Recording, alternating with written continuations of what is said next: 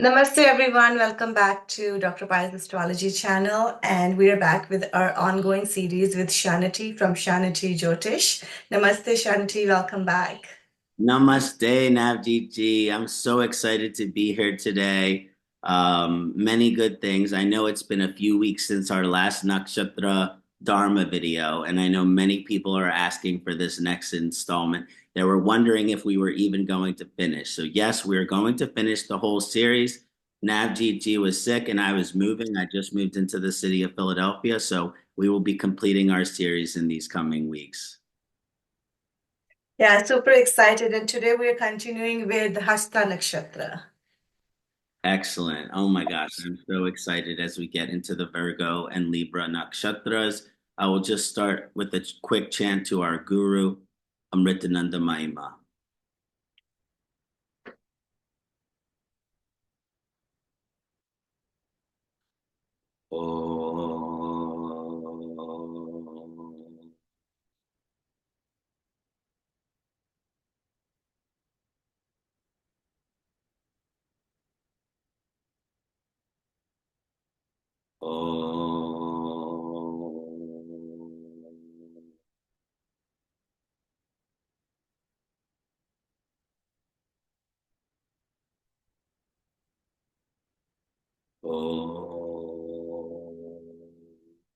Tvameva matacha pita tvameva bandhu cha saka tvameva vidya dravanam tvameva sarvam amriteshwaryai namah sarvam amriteshwaryai namah sarvam Mata Amritananda Mahima Maharani Ki Jai. Hari Aum Namah Shivaya. Namaste, everyone. Okay, excellent. So we will get started with Hasta Nakshatra. Hasta Nakshatra is a Kanya of Virgo Nakshatra, which falls from the 10th degree of Kanya to the 23.2 degree of Kanya. So it's right in the heart of the Virgo Rashi. Now, the influencing planet is the moon. The nakshatra devata is Surya Deva. So again, there is a ruling devata of the sun. So this has a strong sun-moon combination, which means it's a very celestial nakshatra. Now, Hasta actually can mean the hand or the palm. And so the typical symbol for Hasta Nakshatra is the hand, and it's also a merchant nakshatra. So this is very important to understand. So first I would like to discuss this idea of it being the hand. Now, a lot of times when we talk about emotional maturity and being emotionally involved, we look at the Cancer nakshatras like Pushya and Ashlesha and Purnarvasu nakshatra. But this nakshatra has a lot about reciprocal relationships because the hand or the palm is represented as an open hand, which means to give. But also, one of the dominant images for Hasta Nakshatra is the fist. So the question is it the hand or the fist? And we can understand the Dharma of Hasta Nakshatra by understanding it's both. Now, on a deeper level, the Dharma of Hasta is all about knowledge. It's all about the seeking and the obtainment of knowledge. And it's a true perpetual student nakshatra. So, I mean, if this nakshatra is influencing your Dharma, it's important to be always learning. It's important to be always educating yourself. And I'll often say with the Hasta Nakshatra native, a wasted mind is a wasted life. Because if you have a Hasta Nakshatra position, God gave you intellectual strength. God gave you intellectual capacity. So therefore, it is part of your Dharma to use it. And if you're not using it, it is a Dharma. It is a violation of God's gift towards you. So don't be wasting your mind because you are a genius and you have the potential to truly learn and become a master of whatever it is that you're researching. Now, in the process of learning and knowledge and education, we fill our spirit with deep lessons and morals and academic knowledge of anything from medicine to science to religion to mathematics to interpersonal relationships. I mean, there's so many different areas that we can learn from. And one of the things that becomes the Dharma of Hasta Nakshatra, because we are this digesting of constant information, is actually to share the information, to give the message. And this is a strong messenger Dharma Nakshatra. But the energy of the hand here is that offering of it. But we know that when we offer knowledge, we get into the merchant energy, and this has a lot of Artabhava Dharma as well, because usually the Hasta native is very dedicated toward their job. They're very dedicated towards their family. They're very dedicated to being independent and being successful within their life. I mean, that's the influence of Surya Devata. Surya Devata wants to push you to your full potential here. It wants you to achieve the full extent of knowledge, higher education here. It wants to push you to the full extent of having a family, which means having a partner and having children. You don't have to have children, but usually the concept of family is important with this nakshatra, and that has to do with the influencing graha of the moon. But to understand that sometimes we can give, and give. We can give knowledge, which means we can teach for free. We can work very hard in our jobs, but we can work for less money than we deserve. We can do something and earn money from it through our occupation or through our knowledge, but it isn't fulfilling to our soul.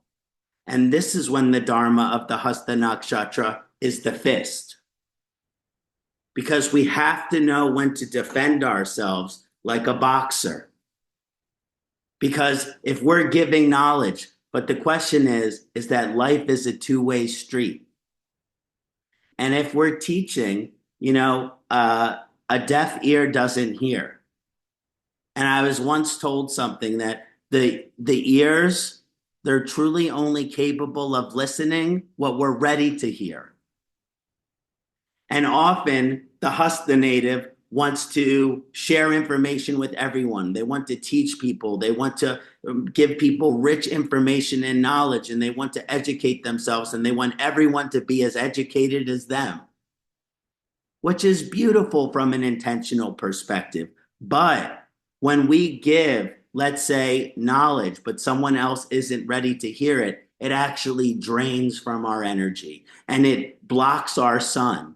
Because for many of us, especially for Hasta natives, their knowledge is their truth. And when you speak your truth, if someone else doesn't respectfully receive the truth, what you have to offer, it hurts you and it hurts them. I mean, very oftentimes when our mind isn't open enough to receive what someone has to offer, we will get rebellious in our consciousness, which means, okay, someone is telling us this, but I think differently, so I'm automatically going to believe the opposite to be true because my consciousness wants to fight understanding what they're communicating to us. And so the true Hasta energy here is understanding, okay, I'm giving my knowledge, but what am I receiving? Am I also receiving knowledge? Am I receiving open-mindedness? And there's a huge dharmic vibration for the Hasta native on a dharmic level to be open-minded, because they can become very sharp in their intellect.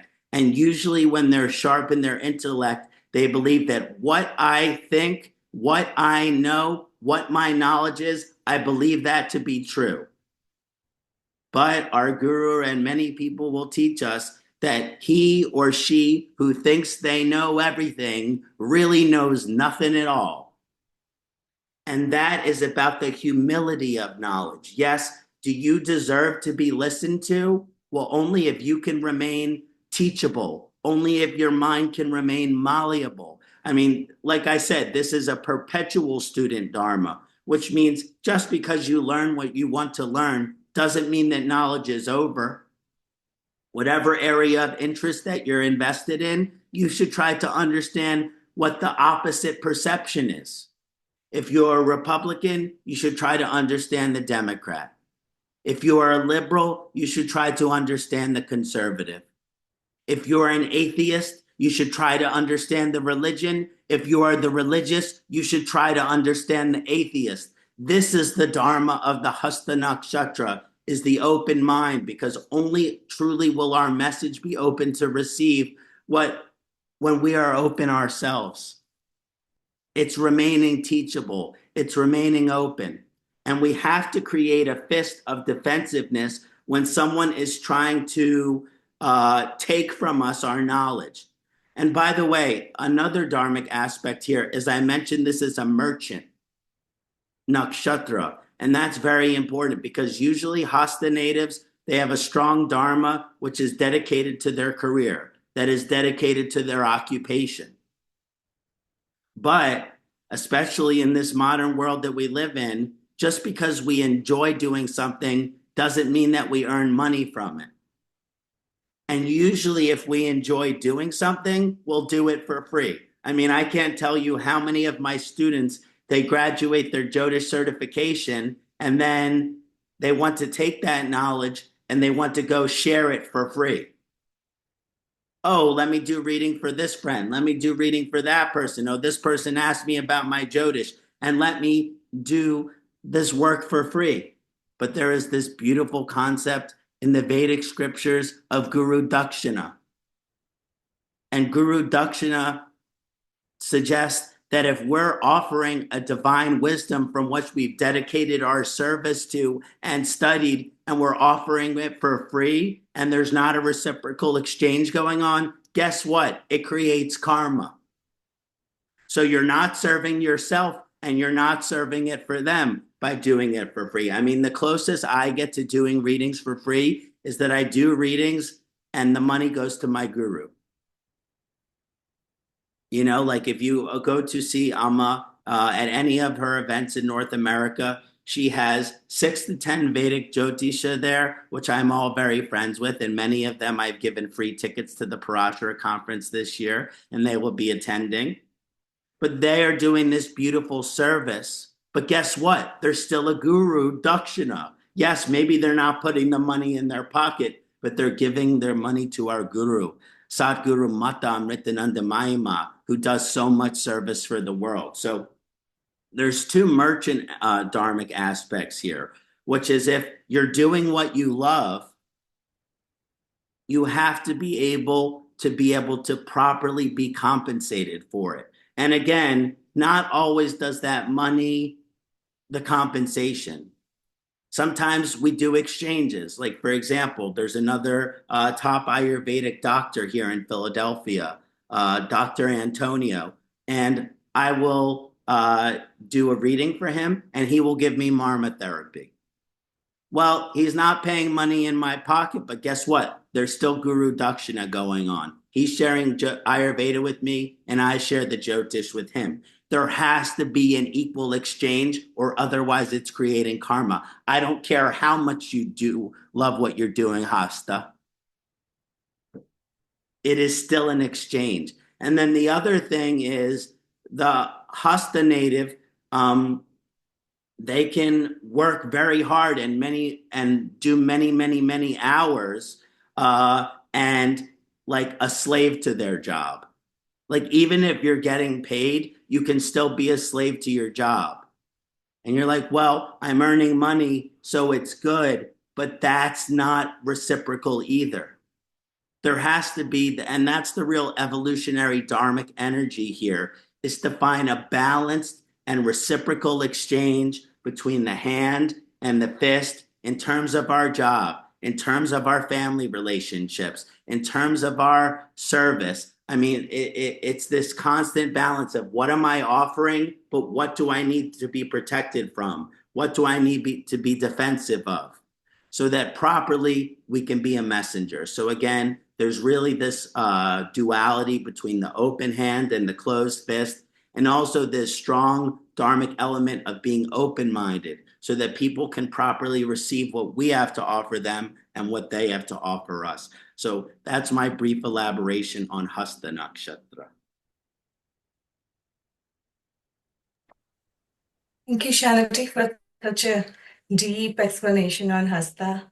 Got a different perspective, yes, about exchanging and not creating karma is a really important point there.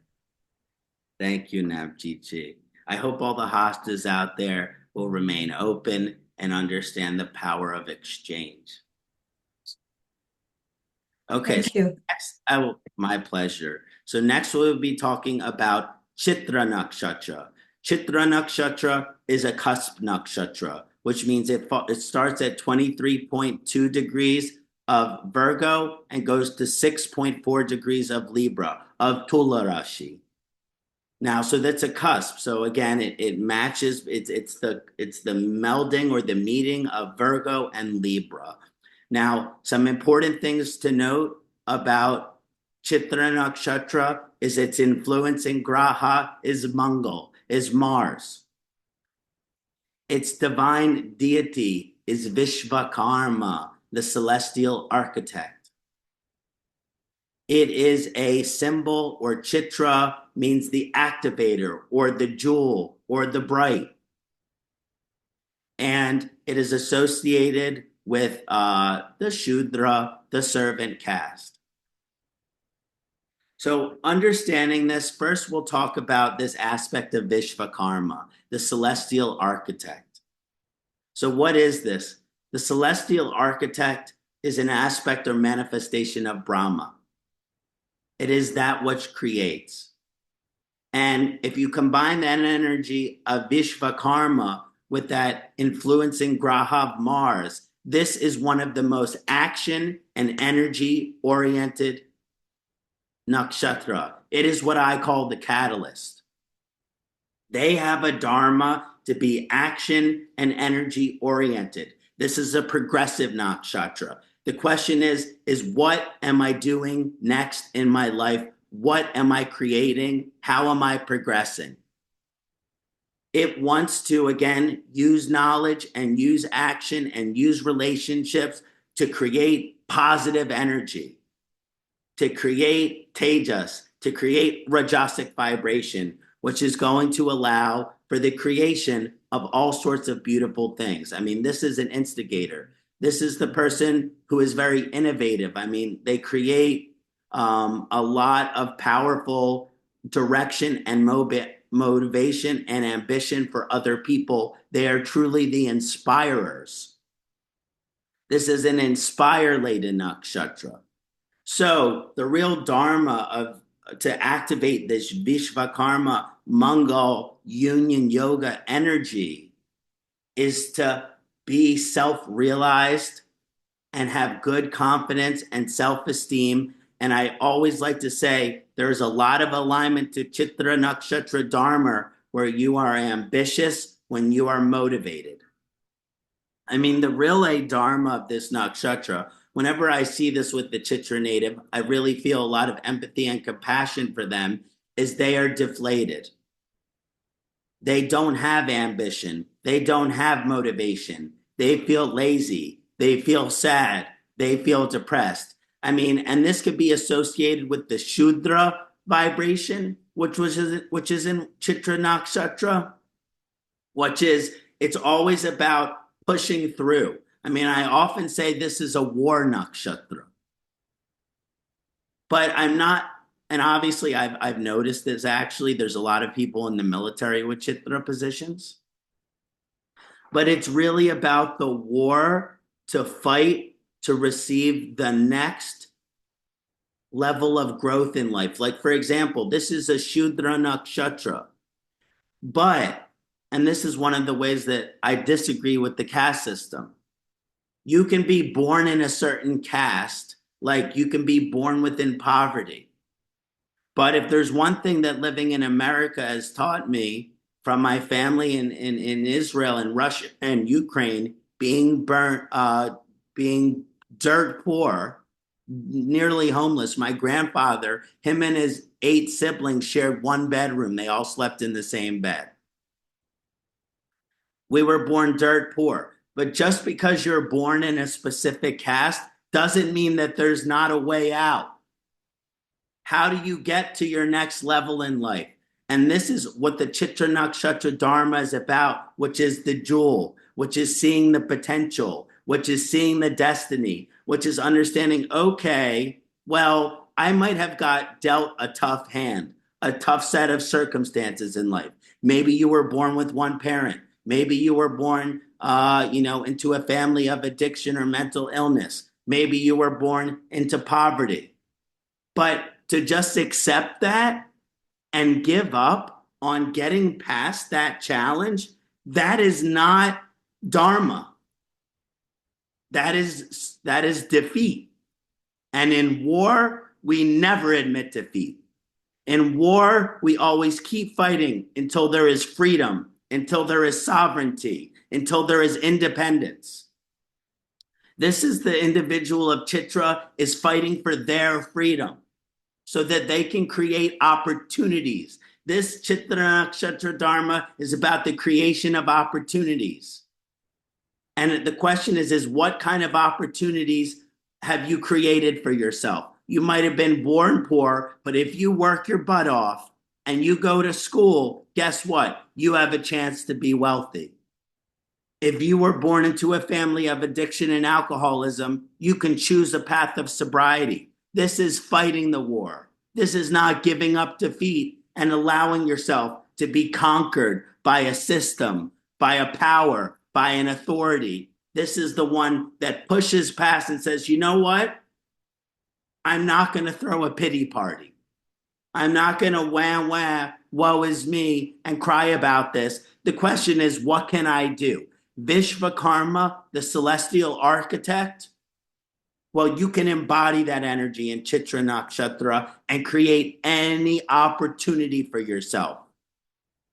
I mean, this is truly a limitless nakshatra, which if you set your mind to something, just because your family or so many people with Chitra, they'll say, I'm the first person in my family to do this. I'm the first person in my family to go to college. I'm the first person in my family to become a lawyer or a doctor. I'm the first person in my family to be sober. I'm the first person in my family to have a healthy marriage, to have a good relationship with their children. They are the pioneers because they break free from whatever kind of challenges in their life and they create opportunities for themselves. And when you truly create opportunities in life for yourself, guess what? You inspire.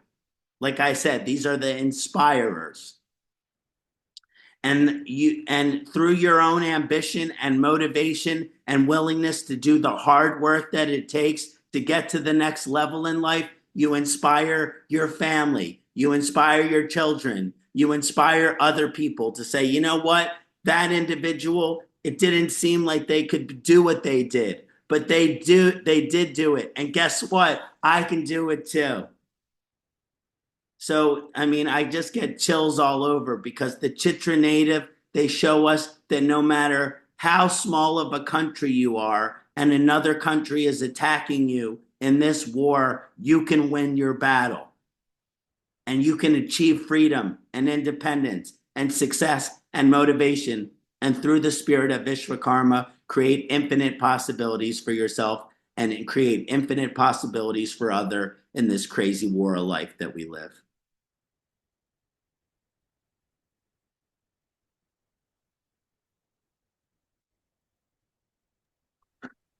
Thank you, Kṣaṇāti. My That pleasure. was cool. My pleasure. Power to you all, you Chitra people out there. Keep fighting the good fight.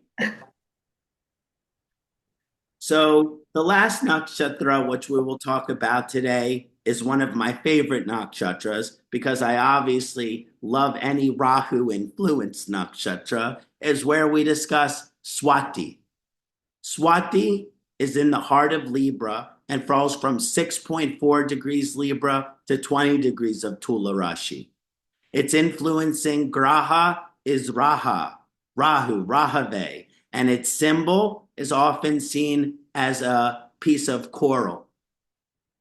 Now, its deity is Lord Vayu, and its caste is the outcast.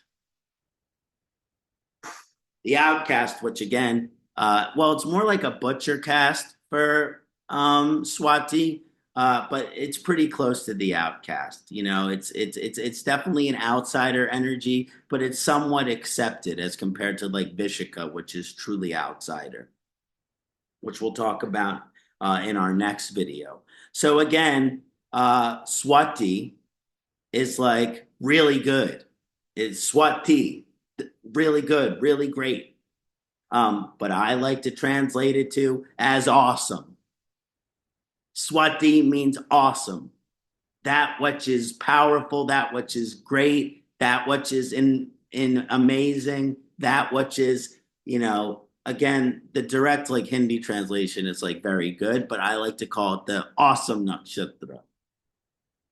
Now, understanding the nakshatra devata of Lord Vayu is very important here. Now, the real dharma influencing of Swati is to understand that connected with the butcher caste and all of these aspects is understanding you have a strong outsider dharma. This outsider dharma is influenced by Rahu, and it shows that like there's something very unique about you. Like in the gunas that are associated with Swati Nakshatra, this is Sukshma Guna, which means subtle, which means these people are very, very sensitive energetically to influences, which means they are like magic. They're like the wizards. I mean, some of the true, powerful, profound energy of Swati Nakshatra is mystical or occult potential. I mean, often these people are interested in Jyotish, Ayurveda, Vastu, tarot, shamanism. I mean, all of these occult esoteric things, which you find a lot with all of the Rahu Nakshatras. I mean, I talked about this with Ardra as well. So when you're really getting into Swati, Lord Vayu, I always like to tell a tale because Vayu means wind. And one of the strongest symbols of wind is a tornado. And so this is Rahu. So usually the Swati person, they have a lot of lessons to learn in their Dharma that is related to desire. At any given time in your life, you desire certain things as a Swati. And usually, because of Libra's influence here, you desire certain something materially and you desire something romantically. You desire, oh, you know, you're a young man and you're dating and you're like, this is typical for a Swati person. I know this person is my soulmate. I know this person is my soulmate. That's so Rahu, by the way, because yes, I like to believe in like the romantic thing, but it sounds a little mentally ill to know your soulmate before you even spend a lot of time with them. I mean, maybe you can figure it out, but anyway, that's another tangent. Or you say, okay, well, I really want to do this with my job. Like I want to become a doctor or I want to become a lawyer. And the Swati energy of the wind, it wants to align you to your soul's purpose. It wants to align you to your soul's destiny. But that's not always what we want, right? Does the butcher want to be a butcher? Generally not. I mean, I don't know if you meet your average butcher, maybe some of them are like, yeah, I really love chopping up animals. But for most part, it's probably a job you got to get used to. This is important because it shows a certain amount of humility or surrender to God's will. I mean, this is a strong aspect of Dharma for Swati Nakshatra, which is trying to be in alignment to God's will. But then we have to take our desire out of it. You want this person? Great. That's a desire. You want this job? Great. That's a desire. But the question is that your destiny? Is that your dharma? So they do have to struggle, the Swati Nakshatra, with a dharma. But it's a blessing in disguise. Because what happens with Swati Nakshatra is that you have your mind set on something and it's an attachment. And this is a non-attachment nakshatra. And so what happens? You're on your road to, let's say, becoming a doctor or getting married to this person. And then all of a sudden, Lord Swati comes in a tornado. Lord Vayu comes in this tornado and he knocks you off your feet and you fall right on your ass. And guess what? That direction that you were going in, it's not going to work out. That's what becomes clear when the tornado of Vayu comes and knocks you right on your bum. But in that process, that thing which you were going to, you have a moment of clarity. You have a God consciousness moment where you suddenly, all of a sudden, realize that person was not the right person for me. Maybe it's because they cheated on you. But guess what? You better find that out sooner than later. And maybe that job didn't work out because some other opportunity came into your place, or you keep failing your bar exam, or you keep failing your medical exam. And every time you keep going and going and going, you just get a worse score. And that's the universe's way of telling you that there is something greater meant for you. This means awesome nakshatra, which means you can't just be doing something because you think it's good, like it makes sense intellectually, like this is it. No, the Swati nakshatra native is meant for greatness. They are supposed to be incredible with what they are doing. They are supposed to have a higher destiny. And it doesn't always what you want. So, I mean, they have a lot of experiences in life that kind of knock them around and have them going back to square one, or as they say, going back to the drawing board. Because Lord Vayu, the road to righteousness is narrow. The alignment to Dharma is a narrow one. And Lord Vayu will keep you on this path, but it's not always what you want. But I often say this for Swati. If you could imagine everything that you want in your life and you getting it as that's your full direction, you would be selling yourself short. Because what Lord Vayu, and I always say this in general for God relationship, is that and my uncle said this, my late uncle Durgadas, who's passed, he used to say, the universe is conspiring for your happiness. And it might seem like the circumstances and conditions and situations that we go to are harming our happiness. But let me tell you, they want what is best for us. They want us to be God realized. They want us to be in service to each other. And they want us to embody this beautiful gift of love, which God has instilled in each of our hearts. And in order to do this, we must surrender. And there really is this sense of higher destiny. And usually because of the butcher and the Rahu, it's usually outside of the box. So this is actually a rebellious nakshatra. This is actually a non-conformist nakshatra, which means just because that partner for me looks good on paper and my parents want me to marry them, or just because my parents did this job and so they want me to do this job.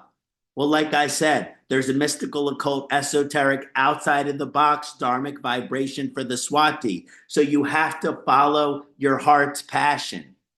Because trust me, my experience in working with Swati natives is that if they don't follow their heart's passion, Lord Vayu will come and throw them off their path so that they can get directed towards it. So again, the strong dharma of the Swati nakshatra is to embrace this outsider aspect, to embrace this kind of higher,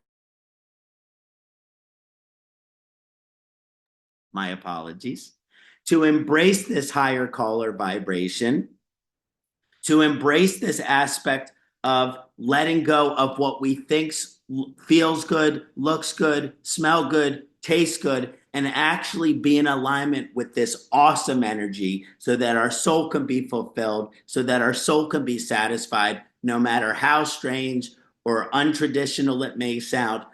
The real Dharma of the Swati Nakshatra is to follow our heart's true calling, is to follow our heart's passion.